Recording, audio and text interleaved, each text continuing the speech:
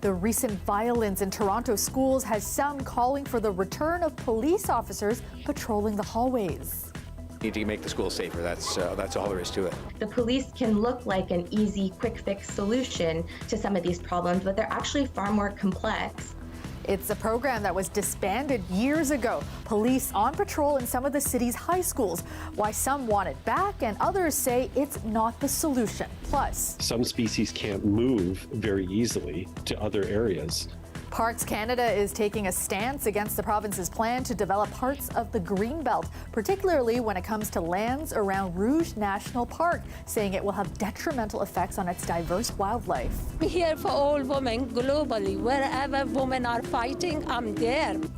People gathering in Toronto tonight to mark the National Day of Remembrance and Action on Violence Against Women, honoring all the lives lost this year to gender-based violence. Good evening, I'm Kelda Yoon. The recent spike in violence in Toronto high schools has many parents and advocates calling for better school safety. Now, as the TDSB works to find solutions, last night a board meeting got emotional as some parents called for police officers to be brought back to patrol schools, a controversial program that was disbanded years ago. Chris Glover has more. The deadly shooting of a teen at Woburn Collegiate in October on the minds of many at a TDSB meeting last night about school safety. Larissa Balaram Singh remembers her child's panicked call that day. We don't know what's happening. We don't know if the shooter is back in the school. That is the most terrifying thing. And what I hear is a lot of people talking about the fact that police shouldn't be in school and there's a distrust. And let me tell you something, my kids are Black. I get that. But I want them alive. While some advocated for the return of police to Toronto schools, a program that was canceled in 2017, many strongly opposed. For some, out of the fear of what's happening right now, the police can look like an easy, quick fix solution to some of these problems, but they're actually far more complex. The Ontario Human Rights Commission urging the TDSB to remember the impacts on racialized students who told the commission they were inappropriately stopped, questioned, and were subjected to over-scrutiny by police in schools. I remember the first day he came to our school, this man announced in our assembly, "I've never arrested anyone at the school before, but I'm not afraid to start here." You say that in a school that's predominantly racialized, like how I was like, from that moment on, I looked at him sideways. Stephen Mensa remembers how stigmatizing the officer in his high school was. Now as executive director of the Toronto Youth Cabinet, he argues all levels of government must improve things like youth mental health and employment rates. 5 years ago, from when the TDSB voted to remove the SRO program, to date, we've not seen any tangible investments in improving young people's socioeconomic conditions. So I think now what we have to do... The mayor recently convened a summit with the police and school board to develop an action plan, reimagining how to use community, police, or even parents in schools. Maybe that kind of thing with parents involved is something that could work as well, but we need to make the schools safer. That's all there is to it.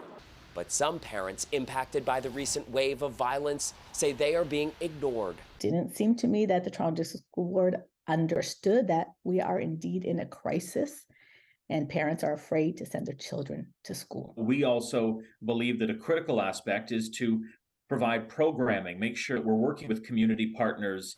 The TDSB pledges it is listening, and while police will always be called in an emergency, the board says there are no plans to bring them back full-time. Chris Glover, CBC News, Toronto. And Etobicoke High School was placed under a lockdown this afternoon after an altercation that happened near school property. At about 2:30, just shortly after 2:30 this afternoon, the police received a call from a citizen in the area advising of a person with a knife in an altercation with another person in the area, not on school property. There was some conflicting information at that time on whether or not either of these two persons had entered the school following the altercation. As a result, the school was placed in lockdown. The lockdown at Lakeshore Collegiate Institute lasted about an hour. Police say there were no injuries and they have identified the two people involved. Police are not saying if they are students, but they did confirm they are teenagers. And police are investigating an early morning homicide on the Danforth after a man was found in an apartment building suffering from critical stab wounds. Now, emergency crews were called to a building on the Danforth just east of Greenwood Avenue around 2:30 this morning. 57-year-old Nicola Moreno was rushed to hospital where he later died. Police are still searching for a suspect. And Toronto police have arrested a 28-year-old man wanted in connection with a fatal shooting in Mississauga more than a month ago. Police were called to the area of Queen and Portland just before 1 a.m. on October 22nd for reports of multiple gunshots. Officers arrived to find 38-year-old Peter Medamenos suffering from a gunshot wound. Now, he died at the scene. Sarkis Sogutlu was arrested today on a Canada-wide warrant. He has been charged with second-degree murder. Parks Canada is staunchly opposing the province's plans to open up the protected green belt for housing development. Now, it's particularly concerned about the plan to develop lands in and around Rouge National Park, which it says could cause irreversible harm. Lorena Redicop has more. The Duffins Rouge Agricultural Preserve is one of the areas the province is planning to remove from the Greenbelt. It's right beside the Rouge National Park. Parks Canada says it could suffer, finding a probable risk of irreversible harm to wildlife, natural ecosystems, and agricultural landscapes within Rouge National Urban Park if adjacent lands are removed from the Greenbelt. And it says the province has not met the consultation requirement under an agreement with Parks Canada. I'm very encouraged. I'm glad to see Parks Canada taking their responsibility to protect the Rouge National Park seriously. Hands off the Greenbelt! It's a switch from the criticism seen so far, with citizens and environmentalists speaking out during dozens of protests. Parks Canada is an agency of the federal government. I think it requires an unprecedented response from the federal government to ensure that the protections that Canadians expect to be in place are in fact kept. The province disagrees. I think Parks Canada is absolutely wrong in their interpretation. We have an agenda to ensure that we build houses for the people of the province of Ontario. That's 1.5 million houses. The province also says any development has to comply with the Endangered Species Act, but some say there will be an impact on wildlife. If it flies, it'll probably fly away. If it's a salamander, for instance, the population will probably be extirpated. It will just decline to zero because some species can't move very easily to other areas. And critics say the province could build homes elsewhere. The impact on farmland is another concern, with farmers speaking out at Queen's Park today, together with the Green Party leader. I'm hoping that the federal government will follow up on this letter and actually intervene on this land deal that is going to ultimately pave over some of the prime farmland. The federal government says it's too early to say what action it might take. Parks Canada asks for a meeting with the province. There's no indication if that will happen. Lorena Redicop, CBC News, Toronto. 15 of Toronto's 25 city councillors have signed an open letter to the province to deny John Tory the strong mayor powers that he sought and is expecting to get this week. Now, the letter reads, in part, Bill 39 is moving quickly through the Ontario legislature and is expected to pass this week, but Toronto City Council has not had an opportunity to debate or consult with residents on this fundamental change. A Toronto City Council should be governed by majority rule. Tory released a statement after the letter was shared saying, I've been clear that my leadership style and overall approach consistently demonstrated over 8 years will not change. My determination to always try to reach a council consensus on the issues our city faces remains steadfast. Now, councillors will review a city staff report on Bill 39 during council this week. Tory says he looks forward to a respectful debate when that happens. The real race is the race to defeat Doug Ford in 2026. The real race is to push this government to repeal their legislation to pave over the green belt. The real race is to try to stop their creeping privatization of healthcare and education and to build better schools and stronger communities. That's the race. Of the Ontario NDP, Marit Stiles. Stiles was the only person to vie for the role of party leader. The New Democrats will now hold a confirmation vote. As long as a majority of party members are in favor, she will secure the job and become leader of the official opposition in the legislature. Now, Stiles previously served as a school trustee, the party's education critic, and president of the federal New Democratic Party. All right, let's go to meteorologist Colette Kennedy now for a first check on your forecast. And Colette, another mild day. We can expect the same tomorrow. Yeah, we really continue with the mild conditions, certainly overnight tonight and tomorrow. And then things will start to change a little bit, but we're going to gradually transition to going from above seasonal to a little bit below. Just checking out some of the daytime highs, or close to what were the daytime highs for today. So we have many cases that temperature's been nearly steady as we go into these later evening and overnight hours tonight. Just ahead, well, eventually we're going to get rid of this system and this instability, but still tonight till we get there, we're looking at some patchy fog, drizzle, spotty in nature where we have a few showers. The main event will be off to the east and to the southeast by tomorrow morning. By tomorrow afternoon, yes, the model's showing you some of that cloud breaking up. It would be nice to get some sunshine coming through. But we might have to cross our fingers a little bit on that one. Thursday, however, things will be improving. When I come back, we'll take a closer look at that. But tonight, 5 degrees. Tomorrow, 9 degrees. We just, I think, might get there. So that's why I went with it. Thanks so much, Colette. Now that Ontario's education workers have voted in favor of a new contract with the Ontario government, the focus is now shifting to the province's teachers who are still without a contract. But as Trevor Dunn reports, there may not be a deal anytime soon. After education workers ratified their deal with the government, the education minister didn't have long to celebrate. I am grateful to the members for endorsing this deal and ratifying this deal. With the ink barely dry on the CUPE agreement, questions quickly turned to the roughly 200,000 teachers in the province who are still without contracts. We're going to negotiate, we're going to stay at the table and get a voluntary agreement with the members as we just delivered with CUPE. There are 5 major education unions in Ontario. With CUPE now a done deal, the government needs agreements with unions representing elementary teachers, high school teachers, Catholic school teachers, and teachers at French language schools. It was tough bargaining. With CUPE, the government used the controversial notwithstanding clause to pass legislation that made it illegal for the union to strike. The union staged a 2-day walkout anyway and only returned after the government agreed to repeal the legislation. I think it's a bit of an open question what's going to happen with teacher union negotiations in light of what happened with CUPE. On one hand, I think, you saw an increased level of militancy and workers demanding some catch up, given that their wages were being eroded by inflation. On the other hand, I think there's a little bit of fatigue around labor disputes. Teachers unions say the CUPE process doesn't have much of an impact on their own. CUPE, I believe the way they've been framing it is it's an hourly increase, and that doesn't really work in the teacher world. We do have education workers too, but we're looking at the best interests of our OSSTF FASO members and what would be best for the students of the province, and that's how we approach bargaining.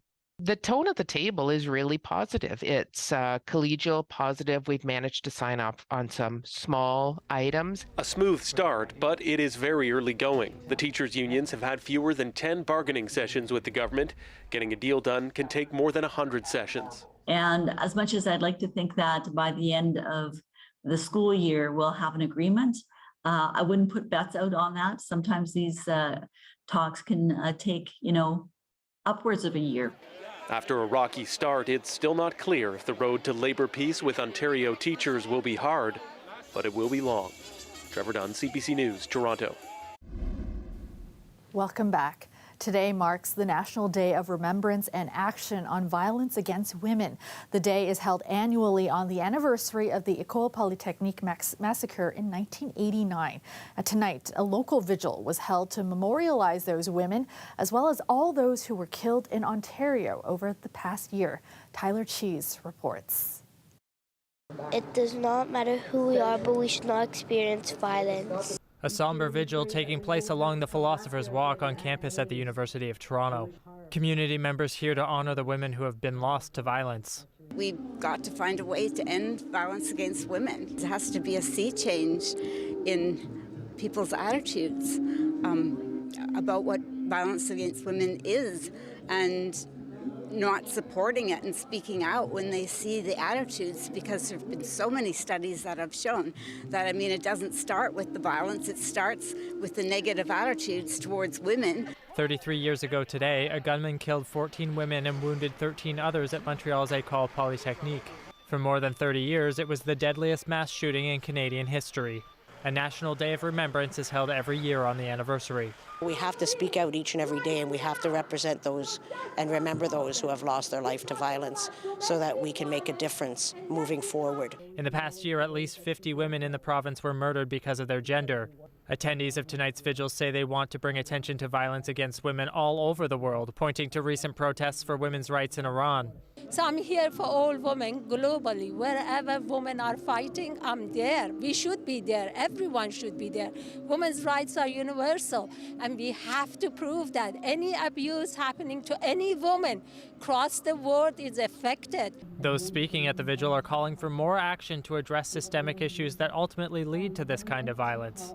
A lot of it's got to be men talking to other men and speaking up. It's really important to us that we get men involved as well, because most of the violence against women is coming from men. And so we can't solve this problem ourselves. Tyler Cheese, CBC News, Toronto. And you are looking at a live shot of the Toronto skyline. Cloudy this evening with some showers expected overnight. Currently, it is 6 degrees in the city. Let's go back to Colette now with a more detailed look at your forecast. And Colette, staying mild tomorrow before things start changing. Yeah, we really have a situation, Kelda, where, okay, we were mild today, mild tonight, even milder as we go into the day on Wednesday. And then we've got a couple of cold fronts that are moving through. So behind the first one, that's going to knock our temperatures back closer to seasonal for Thursday, but it's also going to sweep the skies a little bit, give us some sunshine. And then as that secondary front goes through, as we get towards Friday and the weekend, that's when the cooler shot of air comes in. And that's when I think you'll kind of feel it as we go below seasonal. But in the interim, we are still dealing with what is patchy, but that fog and that drizzle a little more significant to the north, coming out of Michigan and across cottage country, but it's mostly been lighter stuff, perhaps slightly more organized tomorrow morning. So do just be prepared that the commute might be a little bit slower. There's not been a lot of punch to this, but we may see some pockets with some more significant showers early tomorrow morning. Into the afternoon, it's going to be hard to come by, but it does look like we'll get some of this cloud deck breaking up and getting some sun coming in before the sun sets, which is right around 4:40. So we're going to be working against the clock on that. However, here we are at Thursday morning, and through the day Thursday, we'll have a little cloud or kind of variable skies in the morning, but for the Golden Horseshoe, slightly different for southwestern Ontario, but I think we'll see quite a bit of sunshine into the afternoon hours, in fact, becoming mostly sunny. Tonight, these temperatures, 4 and 5 degrees. These are closer, in fact, even still above a normal daytime high, but they're the overnight lows. Some reduced visibility. You do need to watch for those pockets, too, in some of that fog. The winds are light, so there's not that mixing, so it helps it to, it actually enhances it, helps it to form. Tonight, 5 all around, with the exception of St. Catharines, 6 degrees. And then tomorrow, 9, perhaps some sunny breaks into the afternoon, more sun into Thursday, temperature back closer to seasonal. But then that cooler air filters in. As it does, this would be more likely some flurries into the city on Friday, and then not an all-day mass, but a little bit of mixing or some wet flurries into Saturday, potentially as well. Thanks so much, Colette. The weather update is brought to you by Trane. We test, so it runs. Trane, the most reliable heating and cooling brand. It's hard to stop a Trane. Well, you may have been noticing more non-alcoholic options on the menu lately, things like mocktails and booze-free beer. It's all part of a growing trend of people who feel compelled to cut back on drinking since the pandemic. Ali Chiasson explains. Booze-free beverages are booming right now, and companies like Collective Arts Brewing are adapting to a growing demand for non-alc options. So what do I have here? I have... That is the black cherry botany. Cool. Black cherry and vanilla. Black cherry and vanilla. And this is surreal. It's a Moscow Mule, non-alcoholic. Oh my gosh, that's tasty. What I like is that it's like a sipping experience, which is, you know, what you would want from going out and having a cocktail or having a beer.